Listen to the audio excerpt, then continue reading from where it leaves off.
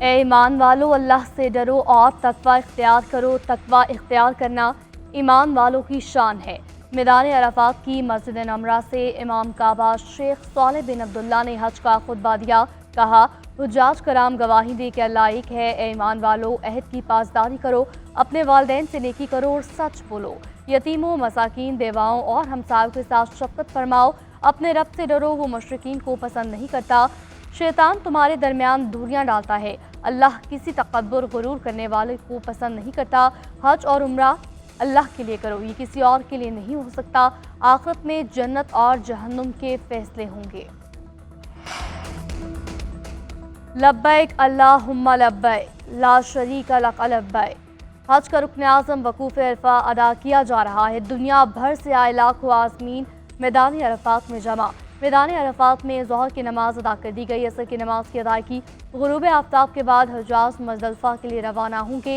हुज्जाज मगरिब और इशा की नमाजें मिलाकर पढ़ेंगे। आज़मीन रात मुज़दलिफ़ा में खुले आसमान तले गुजारेंगे। हुज्जाज कराम कल मुज़दलिफ़ा से वापस मिना रवाना होंगे। हुज्जाज कराम बाल मुंडवाने के बाद एहराम खोलेंगे और कुर्बानी का फरीज़ा सरअंजाम देंगे। 11 ज़िलहज को हुज्जाज कराम छोटे और बड़े शैतान को कंकरियां मारेंगे।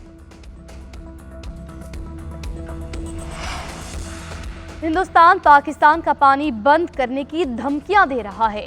हालिया जंग में शिकस्त के बाद भारत की धमकियों में कमी नहीं आई। वज़ीर-ए-आज़म शहबाज शरीफ का भी ज़खायर से मुतालिक अहम इजलास से खिताब। कहा, पूरी दुनिया ने हिंदुस्तान की धमकियों को मुस्तरद कर दिया। चैलेंजेस के खिलाफ मिलकर फैसले करना होंगे। पाक भारत कशीदगी में अमरीका और दीगर ममालिक ने वाज़ेह किया, सिंतात मुआहदे की खिलाफ वर्जी काबिल कबूल नहीं। भारतीय प्रोपेगेंडे को ना तो सियासी कामयाबी मिली, ना उनके बयानी को अक़वाम आलम से किसी ने तस्लीम किया। बतौर कौम हमारा फ़र्ज़ है हम आइंदा नस्लों को महफूज मुस्तक़बिल फराहम करें।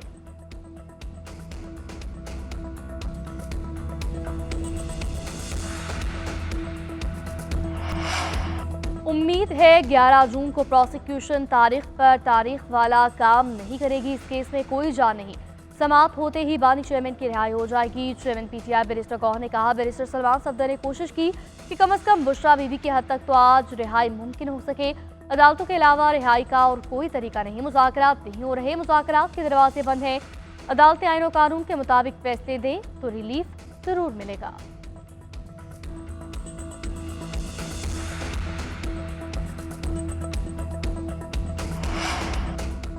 रावलपिंडी के अडयाला जेल में जीएचक्यू हमला केस की समाअत मुकदमे के मुद्दई सब इंस्पेक्टर मोहम्मद रियाज का बयान कलमबंद कर लिया गया। पीटीआई बतौर जमात मुल्क में अफवाज रियासती इदारों के खिलाफ नफरत फैलाने में मुलव्वस। बानी पीटीआई शहरयार अफरीदी की इश्तियाल-अंगेज़ तकरीर से मुतालिक यूएसबीज और डीवीडीज मेरी मौजूदगी में कब्जे में ली गई। मोहम्मद रियाज के बयान के दौरान वकला सफाई की जानिब से अदालत में हंगामा राई नारेबाजी। वकला सफाई के एहतजाज पर अदालत ने तौहीन अदालत का शो कॉज नोटिस जारी कर दिया।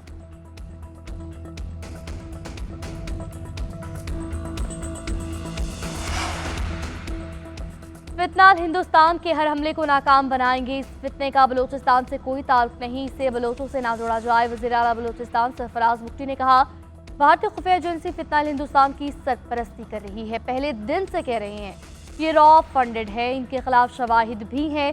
भारत शिकस्त के बाद प्रॉक्सीज का सहारा ले रहा है। लापता अफराद के मामले पर रियासत के खिलाफ प्रोपेगेंडा किया गया। दहशतगर्द रिपोर्ट को नुकसान पहुंचाने की कोशिश करते रहे। सियासी जमातों के साथ बातचीत होती है, दहशतगर्दों के साथ नहीं। रियासत अपनी अमलदारी पर कोई समझौता नहीं करेगी।